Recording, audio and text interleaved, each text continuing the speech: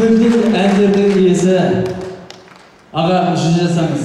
Сізден әлі талай романстар, біздің әскеріміздің рухын оятатын әндер әлі туады деп сенім білдіреміз сізге.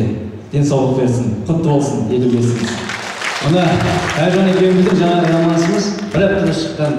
Мына Қайыржанның еңбек қорлығы енді сөзін қазақтың үлкен ақыны Бауыржан Қазақұлы жазған бауырымыз керемет осы. Бір апта болды. Сіздер бірінші тыңдармансыздар. Рахмет Қайыржан.